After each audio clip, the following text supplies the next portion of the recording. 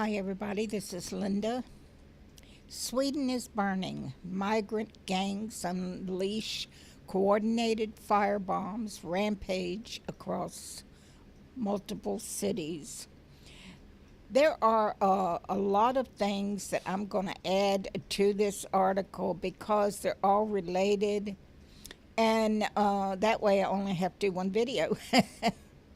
But this has been going on for a while. This is not new. If you recall, here it says many Swedes were horrified in early 2017 when U.S. President Donald Trump linked immigration to rising crime in Sweden, but an increasing number now agree with him. These people that are setting up Sweden ablaze are the immigrants that they have let in. There are multiple gangs of masked youths rampaging across three major Swedish cities. You know, the masked gangs that hit us this weekend, they have the same ideology. They may be different people, but they are have the same ideology, and that is terrorism. Get what they want through force and terrorism. So the Antifa has the same ideology as these Swedish gangs, or I shouldn't even call them Swedish gangs because they're not really Swedish. They are people from other countries who were let into Sweden, and now the snake is biting them. You know the story that President Trump told about the snake that the lady took care of, nursed back to health, and then later turned and bit her. And the snake said, "You silly woman, I'm a snake." What do you expect out of a snake, you know? So this is what we're finding these immigrants are doing. These are people who do not have the same ideology as those people in the West. So they are going to take what they want by force. And what they want is your nation so they can build their caliphate. So that's what they want here. Now we've got another report on more terrorism. London car ramming treated as terrorist incident. So there you have another incident. There were some people injured, but no one was killed. But UK let in everybody too.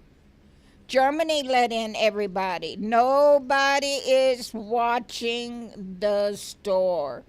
Everything that you can imagine is coming into their countries. And then they wonder why they have these terrorist attacks. Really? Come on. Now let me show you something else. The United States is not immune to all this.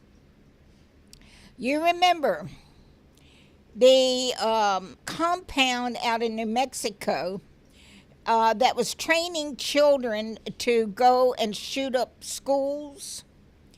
Well, it looks like that this person was let out of jail on probation or I'm sorry, not probation, bond. He didn't have to put up $20,000. She set a $20,000 bond. Now, he didn't have to put no money. It was a signature bond. So he gets out of jail with just an ankle bracelet. Now, this is a Democrat judge. And this is a Muslim teaching kids to go shoot up our schools, who's already killed one child.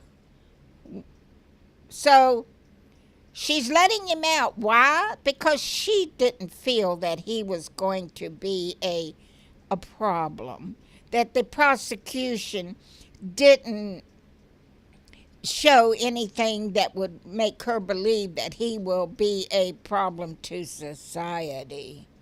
So she's letting this terrorist out so he can continue with his terrorist plan.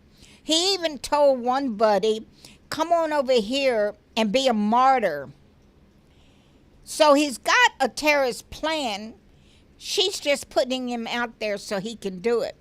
Now, hold on, gotta sneeze. Oh, sorry about that. So, we're looking at a future terrorist act in this country as well, thanks to the Democrat judge who let him loose. So, are we going to end up like the UK, Sweden? Well, if the Democrats have their way, yeah. But the only way we can protect our country is to get godly representatives in our government. We've got too many communists of all ilk in our government. We got Muslim Brotherhood in our government. There are 2 states trying to elect jihadists in our government. Jihadist. Not to mention Linda Sarsour is also running for a government spot.